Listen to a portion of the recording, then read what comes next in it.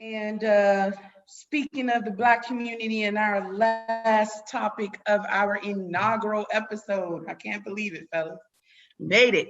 We made it. um, Mr. Nick Cannon. So I'm going to ask this question, and this is as real as we can be on this subject. And the question is Nick Cannon a coon? Can I go first? Can I go first? Yes, sir. Please do.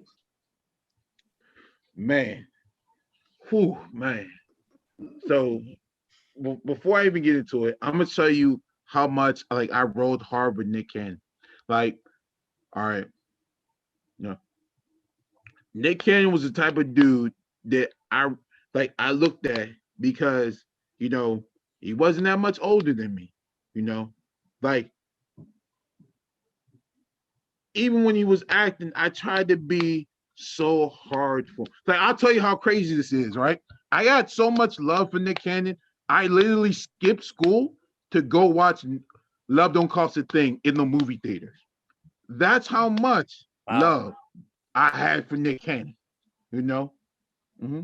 Like, that was, like, I actually skipped school just to go watch that film, you know what I'm saying? Midday, just to go see that film because I had that much love for Nick Cannon and everything like that. I thought he was a cool brother, you know, a young brother that I could look up to, you know what I'm saying?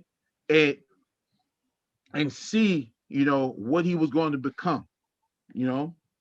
Even after like all the whole movie deal stuff, when Wild 'N Out came out, I ain't gonna lie, I was the biggest supporter behind the whole thing.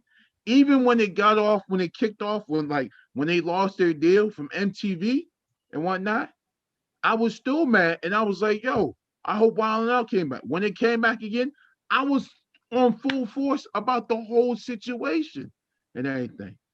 Then when he became, what I'm saying, he's finding himself through, what I'm saying, he's healing, he's finding himself, you know, and reading up history to know who he is, and knowing his ancestors. I respected that, you know. But you got to say what you mean, and you got to hold firm to it, you know. Mm-hmm. Yeah. And that's the thing that hurt so much. And I thought it still hurts till this day today, because that was somebody I rode so strong for, you know. Like I told everybody, I haven't even met Nick Cannon. I was one of those people that will really just be like, nah, you can't be doing that to Nick, man. You know what I'm saying? He's a good young brother, you know what I'm saying, who's trying to do good to help other young black brothers do other good things. So I was always supported by. But when he did that, it truly hurt. And what hurt even most and everything, how he supported Farrakhan. That don't even hurt more when I found about, how evil Louis Farrakhan is, you know? And it just kept bothering me until the point where like I was like, damn, is Nick really playing me? And now I'm finding out maybe I am getting played and whatnot. And it truly hurts, you know? And like if you would have said what he meant and was cool about it and was behind what he said, I would have been like, you know what, Nick? I respect you. I respect you so much to the point to like, man, like if I had to go fly down to California just to go meet you and tell you how much I respect you as a person, I would have. But what he did hurt so much to the point where I don't even know who Nick Cannon really is. You know, are you doing this just because the simple fact is, you know, you need to look good because now you found yourself. You know, you know, are you doing good because you had a chance, to go down to Honduras and meet, one of the biggest, one of the biggest people in my life that actually changed my lifestyle of eating. Are you using these things because now it feels cool, or are you trying to be more righteous as a person and do the right thing? You know what I'm saying? Right. And be better. But it seemed like he's not. And that's the hurting part about it every day. And that don't, it still bothers me daily, you know, because I can't be behind the cannon no more. Like he gonna have to show me, he gonna have to show me a whole lot because right now he has somebody that that I was gonna tell people to look up to him.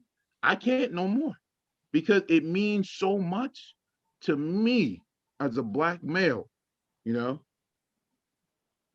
to see what he did is very hurtful because I'm getting tired of brothers trying to say you're here to help other brothers and yet you're not, and that's the sickening part, you know.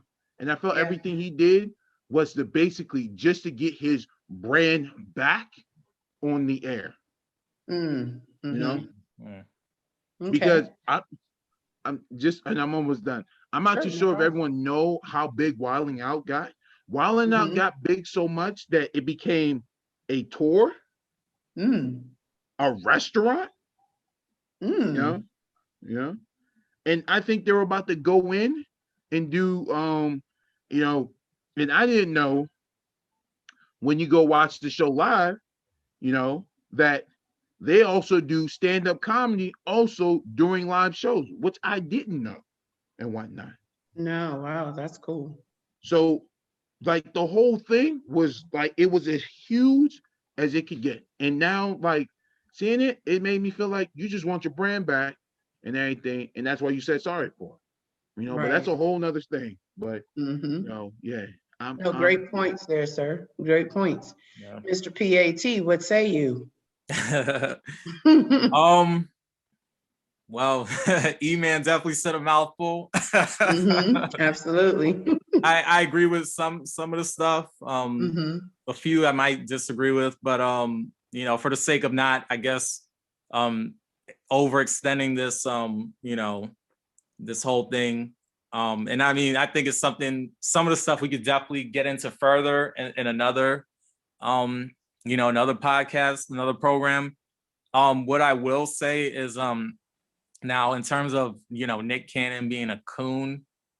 So first of all, coon, and we all use that term. I know I use it. I'm sure you guys have. I don't want to put words in anybody's mouth. I don't. Maybe you don't. Maybe you do. I don't know. But I guess I'll speak for myself and say I've called people that. I use the term just like many other Black people in the Black community. But I think when it comes to coon, that term gets thrown around. It gets thrown around. Can't even speak right now. Thrown around too loosely. Just because, you know, a Black person does something that seems to be, you know, against what, you know, the Black community might think is against the quote unquote rules or, you know, whatever. It's like somebody just automatically a coon. That I don't agree with. Because at the end of the day, we're all going to do stuff. We're all going to say stuff that is different from one another. You know, we're not a monolithic group. We all have different personalities. We all have different walks of life. We all have grown up and been raised differently. So, you know, we're not a monolithic group. Now I'll just say that I don't think Nick Cannon's a coon, not based off this whole, you know, I'll just call it an episode. Now with Nick Cannon in particular, you know, I followed him for a while, his career. You know, he's been in the game for a minute, as we all know. You know, we know him from the Nickelodeon days. And I know people like to clown him about that and having that image and whatnot. I never really gave that too much energy. But I look at Nick like now, and I've looked at him in recent years more so, and I've learned to respect him or gain some respect for him. And you know, and I watch his interviews. He seems to be a genuine person from what I've seen anyway. I like his energy. I think he's positive. You know, he's definitely a Black man that's out there doing his thing. So I respect him just on the basis of that. But yeah, coon. No, I'm not going to say he's a coon. But what I will say is I definitely don't agree with him apologizing especially the amount of times he's done it, because I think he was over apologizing, and it's just like, dude, like, you know, you apologize one time, but it's like now you're just, it's like a repeated thing, and I'm gonna just say this, man, it just makes black men, I would say black men in particular, it makes us look weak, especially within the Hollywood framework, in the mainstream. You know, it just makes us look weak, because this, you know, Nick Cannon's not the first black man to, you know, be told to apologize for something. You know, we've seen this happen with many other black men before, where they might have said something or even did something, and it's like they have to go issue an apology to get back, basically to get back in good graces with their white company, because at the end of the day, they work for white companies. You know, Absolutely. they don't operate outside of you know, these white mainstream media networks. They're the ones cutting the checks. The quote unquote white man's cutting the check. So, you know, it's like they say, they take a stance, they say something, then they have to go apologize, they have to backpedal. And I've always had an issue with that, because my thing is, as a man, if you say something, you know, stand on it. You know, there you go. stand on what you say. You know, I do understand the flip side of it, where yeah, there is going to be backlash. There is going to, you know, it's tough, because like, yeah, obviously this is your job, this paying the bills. So, you know, saying certain things, well, it could get you fired. It could get, you know, and you know, everybody's got to feed their family. So I mean, I get that aspect of it. But my whole thing is, if you're really thinking about that, then just don't say anything. Just don't take any strong stances. Exactly. You know, don't, just be quiet. Just, you know, keep doing your job, and that's it. Because the thing is, you're out here you know, taking a certain stance, and you know, you're playing into an arena that is counter to the white mainstream. You know, my thing is, if you're gonna be a strong black man, you're gonna have to operate outside of that. You're gonna have to operate outside of the mainstream, because the two don't mix. They just don't mix.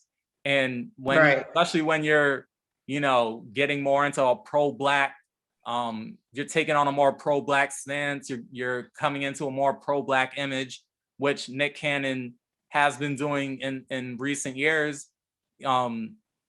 That I already knew, like, yeah, this isn't gonna end well, you know, because now you're interviewing certain people in the pro-black sector, that, you know, whether they have been blackballed or the mainstream media just doesn't really fuck with them like that. You know, I once I saw some of those interviews, which were good interviews, by the way, but once I saw some of them, I was like, yeah, it's gonna clash. Like this isn't gonna work out in the long run. Like this isn't gonna really pan out the way he might, I guess, think it is. Right. So it's just a conflict of interest. So that I think that's my, I guess, main issue, or my only issue with Nick Cannon. I'm not gonna call him a coon. I'm not gonna, you know, say, oh, I cancel him, you know, because I don't do the whole cancel culture thing. Me either. So you know, I'm not gonna say all that, but I will say I don't agree with the apologizing. Yeah. I don't agree with him over apologizing. It's just kind of like, dude, like now it just looks bad. It just looks bad. So see, yeah, no, great points. Yeah, those are great points. But the thing about it, what it is, a lot of people don't fuck with Griff. Like a lot of people don't like Professor Griff. Right, and I understand that. Yeah. And I'm gonna tell everybody like this: the reason why I love Professor Griff so much, he means what he says. You know what I mean? People. Yep. There's so many things, and I was listening to his podcast, even though his like years ago, when I got into like his podcast was hitting at noon, but he always put it up on YouTube. So I used to listen to a lot of Griff, and I used to hear him talk. He used to share a lot of crazy stuff that happened to him, but like Griff never cared. You know what I'm saying? And you got to understand, like when you look at Wild and Out, you feel like these people are listening to Professor Griff? Nah, you know? And because of that, these so-called, the the white interparts, or the white established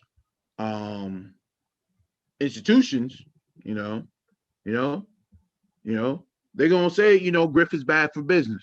You shouldn't be talking to Griff, but and because of that, because the reason what he said, because who Griff is, and everyone know who Professor Griff is, he's a pro-black, what I'm saying, brother, who walks the walk and talks the talk, what I'm saying? Right. They don't care what he said, what I'm saying? Yeah. Absolutely. So, yeah, no, I think for me, you've both raised some great points. I would have to say, Pat, I 100% agree with you in regards to he made a statement, he should have stood by it. So my perspective is, I totally get it. I totally understand that what ended up happening was his livelihood was affected by his decision to make those comments. But you should have known the risk that you were taking before you made the decision to make those comments.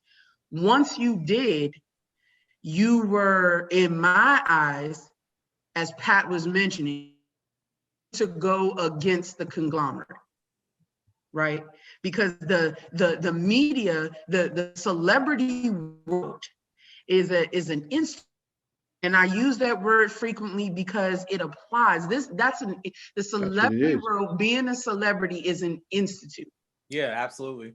Institution. So exactly, institution. So when you decide to go against the grain, when you decide that, hey, this subject, this issue is more important to me than the uproar it's going to cause within this institution, you stick by that, especially when you are a celebrity that's that known, with that amount of reach, because let's look at it, right? If let's see, so I don't want to offend anyone, but let's say, some other kid from Nickelodeon who was in a couple of shows, but we don't know his name at this time, right, made those comments, it would have caused a splash, but it would have caused a light splash. Nick Cannon making those comments caused waves. Yep. You know what I mean? It caused waves. Absolutely. I refuse to believe that he didn't know what the possible consequences could have been. If that's the case, he shouldn't have made the comments. I agree. He shouldn't have. To really be honest, I don't even know why Nick Cannon was talking to Griff, to really be honest. Yeah. And I'm not down to him. I'm not down towards the whole interview thing, but Nick knows, Nick knows, who owns Viacom. He knows. Right. Right. And he definitely know, he was gonna step on some territory and whatnot, But there's something else I want to share, Dr. Boyce Wilkins talked about, his perspective on it, and we won't probably leave that, down in the description where you guys can actually listen to what he said, and it was a really good insight on, what we were sharing. But I'm just letting everyone know is that, because when I first started talking, I was a little bit emotional because Nick Cannon was somebody, who I really, really respected, and in this time, and I'm not calling him a coon because I only call coons when I know you're a coon. Now here comes the biggest example in everything. Louis Farrakhan is a coon. I will hold strong behind that. Wow. Everyone can sit here and say what they want to say, but that's one thing I'm gonna definitely hold strong on, and I'm not going to fight that against that. That boils back to Pat's point, though, of what do we define a coon to be, right? I think that's an important aspect of it, and I think Pat mentioned that earlier. I mean, for me, I agree that word gets thrown around loosely because we as a community have varying definitions of coon, right? Yet we all use the word as if we have some kind of unified agreement on what defines a coon. There's no unified agreement. We as a Yeah. culture have not said this person is a coon if they do such and such, right? These specific actions had to have occurred in order to consider this person a coon. There's no such, definitive identification of a coon has been made by our culture. And so for me, that's individual, right? That's why I think this question was so important because, what defines a coon today in 2021? What defines a coon, and what specifically has Nick Cannon done that would make you say, yes, this man is a coon? Okay. And I think your point, Emmett, on Louis Farrakhan, I would say, I have mixed feelings on him. And I would say that certain behaviors that he's exuded definitely makes me question some of the things that he's spoken on the past. For instance, the allegations of infidelity and etc. I'm not going to digress and dive into all that. But, those things have made me question. However, I would use mixed feelings sooner than I would use coon to describe him, only because I don't think there is a definitive enough definition of coon. Yeah. Just to kind of piggyback off the Louis Farrakhan, that I'll just be straight up like E-Man, I don't agree with you in that aspect. As far as Farrakhan being a coon, I like I like Farrakhan, but is he? Of course, he's not a perfect person. We all nobody's perfect, and there are things that he might have said or done that I could disagree with, and pick apart. But for the most part, just who he is, at least how I see him in today, this era, he's about Black empowerment, in terms of just the way he speaks, the things that he says, and I'm talking in regards to Black people. I think he would be more in alignment with what is what I think is a Black leader. And I say that because we don't really have Black leaders. We have Black spokespeople. We have Black spokespersons masquerading as leaders, but we don't actually have Black leaders. And the reason I say that is because the spokespersons, the Black spokespersons that I'm speaking of, work for that same white establishment, the same institutions that we're talking about. So if your livelihood is dependent upon the quote unquote white man or the institutions or you're not a Black leader. And now I'm definitely strong in that viewpoint. You're just a Black spokesperson via a white company, via a white institution. Farrakhan, I don't see in that light. He operates outside of the white establishment, the mainstream. He operates outside of that, and because he's part of the Nation of Islam. So, I would more see him more in the framework of being a Black leader, especially in this era, in this time, because he operates outside of the institution. And as we all know, the institutions hate him. And we know the reasons, we hear some of the reasons why. But so I disagree on, Farrakhan to me is definitely not a coon. I mean, he's anything but that. Now, but in terms of coon, to me, the definition is pretty simple, straightforward. I agree with Naya that, obviously everybody has a different outlook or different metrics, whatever, but I see a coon as a Black person who sells out other Black people, basically, a sellout. that's pretty much, and there's more to it. But if we want to give a simple, straightforward definition, I just see it as a Black person who doesn't love or like Black people, is willing to sell Black people out. Like that's how I see. That's what I would. You feel? I mean, that's basically the definition I have, and you know, and like I told people, I don't say things just to just say it, but you know, when something is bothering me, especially because like I would tell everyone like I've listened to Louis Farrakhan and I actually follow Louis Farrakhan. I actually forgave Louis Farrakhan.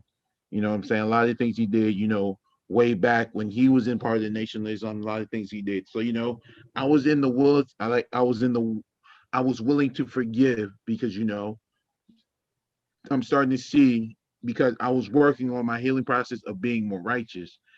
But what hit me, why I said what I said was because the simple fact is, Louis Farrakhan is at the end. He's on the tail end now. Mm-hmm. So like he's in his 70s, he's in his 80s, like he's up there now. Not with, I don't like to say more age, but he's up there, up the spectrum, and I've heard a lot of things. Just listen to them. And when I listen to people, there's days where I'll sit there and listen to people for at least about 5 to 6 hours, listening to their speeches, just listen to everything. And, my thing with Louis Farrakhan was like, he speaks so freely. And it's funny how the man speaks so freely, but nothing really happens to him. So it made me figure out what is going on with Louis Farrakhan and whatnot. So you know what I'm saying? So when I tell people, well, the reason why I will always, the reason why I, why I'm calling him a coon, because I've done some really extensive research, and people have sent stuff to me, and I've been sitting here watching people. Where did you get this from? So I can find the back source behind this. Like I'm one of those people where, I'm keeping a sharp eye on you, but I'm trying to see, are you really, about that, Another good example will also be like, Dick Gregory. A lot of people didn't like Dick Gregory because, they said he wasn't for, us, because, he was a comedian and all this other stuff like that, Even in the early stage of Malcolm X, he said, he didn't like him at first and whatnot, But over time, you change your aspects to love people if you feel like you guys are on the same plane. I don't feel Louis Farrakhan's on that same plane and whatnot. And like it's just something that will never change, and it will always resonate me because, like how you was talking, like we need more Black leaders, less Black spokesmen, and I feel that basically, Louis Farrakhan, in my eyes, is a Black spokesman, but he's not as a bad Black spokesman as basically as Al Sharpton, because when something goes down, Al Sharpton's always on the call and whatnot. And I know everyone has seen that. Right. He's definitely a Black spokesperson. So, I feel like, everyone has their things, but we all know Al's the first person to call. Then it jumps down to Jesse Jackson, and, and the list goes on and on. But I feel like Louis Farrakhan's more at the bottom of the list than how Al Sharpton is on top of the list. But that's just my take and my perspective on it. Well, no, that's fair. But do you all think, because of those perspectives, that Nick Cannon, because I want to go back just really quickly to something that Pat said, where he said, right now, we don't actually have any leaders because the Black athletes and et cetera that are speaking out are still employed by these organizations. Nick Cannon, and this goes back to the point that you mentioned earlier. Nick Cannon knew who Viacom was, right? He knew the trouble he would face or could face by making the decision to speak out on these subjects. And keep in mind, fellas, one thing we haven't touched on yet that's a part of this story, a big part of this story, is that he was accused of being anti-Semitic for what he said. Right. So that was the headline that really stole it for the media, was Nick Cannon is anti-Semitic, Nick Cannon makes anti-Semitic comments, and etc. Now, tying that all back in, Nick Cannon knew who Viacom was. And he should have known that his employment could be at risk. I refuse to believe that he wasn't intelligent enough to deduce that he could put his employment and his show at risk by making those comments. Yet he chose to do so. So that boils back to and he's not our leader. That's the other part I was going in. He's not deemed himself as a leader in the Black community. In my opinion, he has not necessarily tried to give off that, that perspective that, hey, look at me as a leader, the way, say, Jesse Jackson or Al Sharpton or, Louis Farrakhan has. But he still knew enough about his employer to know he was stirring the pot. And he was still celebrity enough in our community to know that his words, his perspective on that was going to have a large impact. So as that relates to the definition of coon, I would say my official last thought on it is, I don't believe that Nick Cannon is a coon, because I do agree with both of you all's definitions that, it's someone, and more so what Pat said, particularly about someone who basically has a disdain, for lack of a better term, of how Black people are and how we're living. No, I don't think he's a coon, but I think that Nick Cannon is foolish, to say the least, for making that decision to move forward with those comments and then retracting it the way that he did, with the amount of vigor that he did. It wasn't even like hey, I apologize, I shouldn't have said that. As Pat mentioned, he apologized multiple times. Yeah. Multiple times. It's like, bruh, what are you doing? It's a very sweet and technical word you just used. I like that word, foolish. That yeah, and that sums it up. I mean, yeah, he was foolish for that. I agree. I agree with that. Mm-hmm. That word right there, it kind of remind me of the movie called Foolish, but like that's basically, that's perfect. I can't even like, I can't even like, I can't fight it on this one. Like, right. Foolish is Mm-hmm. Mm-hmm. Yeah, definitely. Now, I mean, just to I guess we're adding final thoughts to this. Mm-hmm. I guess just to give my final thoughts real quick. I think we all, touched on it, the whole Nick Cannon situation. And now I know the anti-Semitism was like the big headline. And that's something I feel needs to be dissected much further. Obviously, we're not gonna be able to do it right now. That could be for another, show or another time. But that's another aspect that would have to be dissected, because of course there's a ton of information in regards to, the Semites and Semitism, and that's like a whole nother rabbit hole, pretty much. But just to stick more closely to Nick Cannon and what he did, I agree. I don't think he's a coon. I just think what he did was foolish. He should have known better. It's like, dude, once you get, you already had some of our current pro-Black thought leaders, like say a Dr. Umar Johnson or like a Tariq Nasheed on your show. Okay, now you're playing in rough waters there. But once you get Professor Griff, now he was part of the industry, the music industry at one point.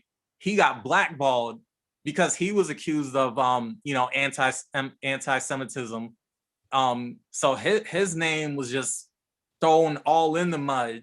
You know, he was blackballed from the industry. You know, they pretty much said, yeah, like, you need to get the fuck out. Like, we can't even, you know, he got kicked out of Public Enemy.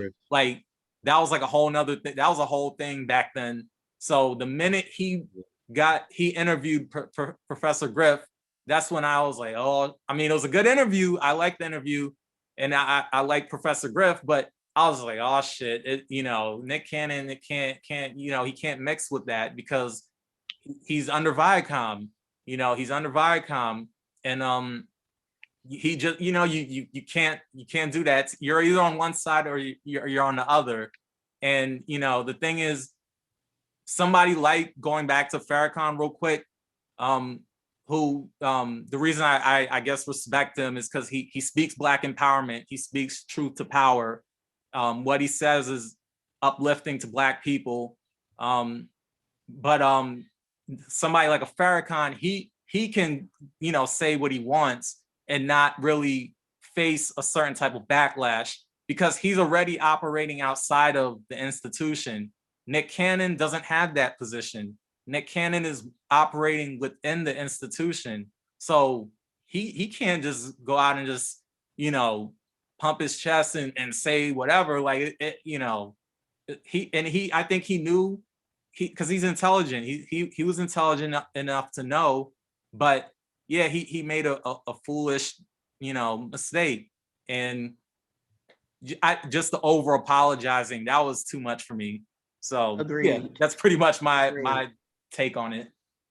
All right, Mr. E-Man, to wrap things up for us. So first thing first, you know, I'm cooling, but you know,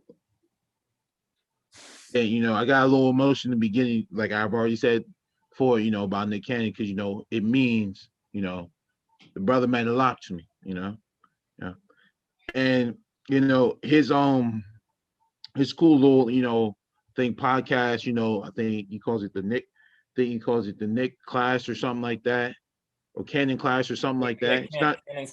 Yeah, it's not a bad podcast, you know, and you want to be open towards what you want to share, you know, and you know, and I've heard Young Pharaoh say this. I've heard a lot of people talk about this, but you know, it just seems that, you know, anything that has to deal with the Holocaust or anything around that, you know, it's deemed as anti-Semitic, whether you like it or not, you know. And and that's because majority of them, you know, run the music industry, you know. Yep. That's facts, you know. No one can fight me on that. That is pure facts. Yeah, and they got that. Yeah, and because of that, you know, they can pick that stuff up easy and no problem, you know. Sure. Was he definitely foolish? Like, yeah. Can I stop him from not having an interview with Griff? I'm like, no. But he already knows who Griff is to the music industry, you know. He already knows. So, you know, Griff is independent, and everybody knows, you know, Griff don't even mess around with the music. You know what I'm saying? You know, they don't even like him. So, for him to do that interview, you know, he had the guts and he took balls to do it. You know, that's up to him. You know, but you know, he done it, you know, pretty foolishly. I mean, I felt he could have gone about it a different way, but I doubt that.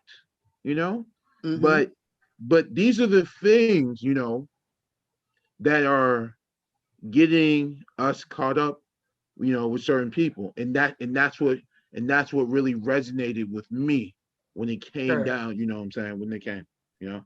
Yeah. And just to even end it off on this is that, you know, like, if we can't have, you know, if we can't even have these type of conversations, and when I mean that conversation, the one that Nick and Griff had about that, you know, the same conversations, you know, where they hide our history, but when we talk about it, you know, it becomes anti-Semitic, Absolutely.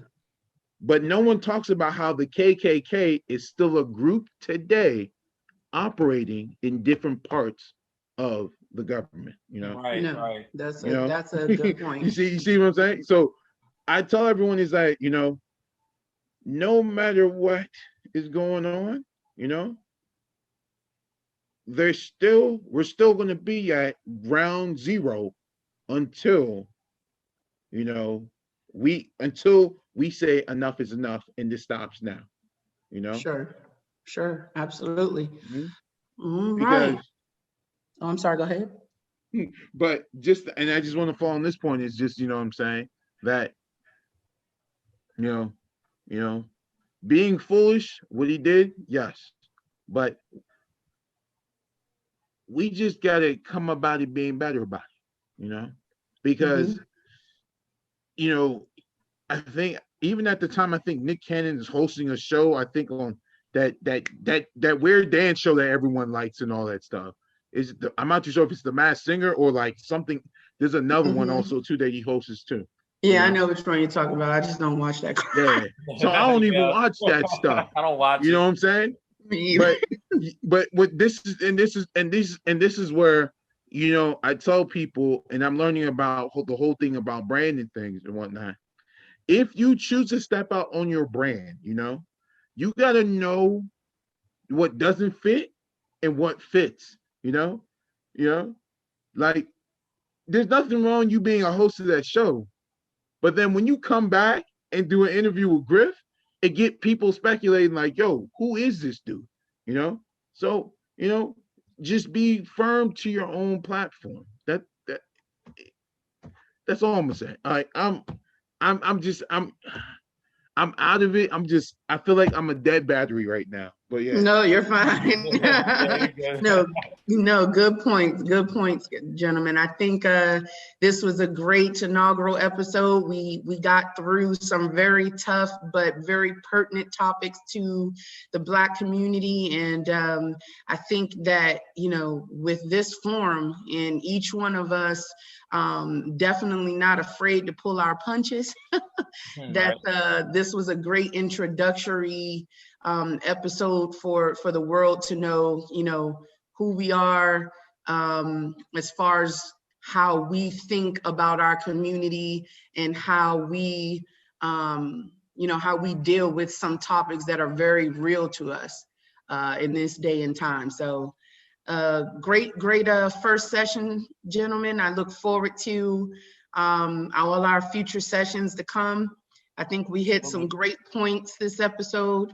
I think there are definitely going to be some some interesting feedback we're going to receive about this session. So, we would like to say out to everyone out there in the listening world, welcome to the good, the bad, and the truth. Yes. Welcome to the good, the bad, and the truth. Yes, welcome to the good, the bad, and the truth. All righty, fellas. We're going to go ahead and wrap this session up. For all of our listeners out there, please be sure to hit like and subscribe if you like what you heard, and give us that feedback. We look forward to hearing from you all, and peace. Peace. Peace. Until next time. Till next time.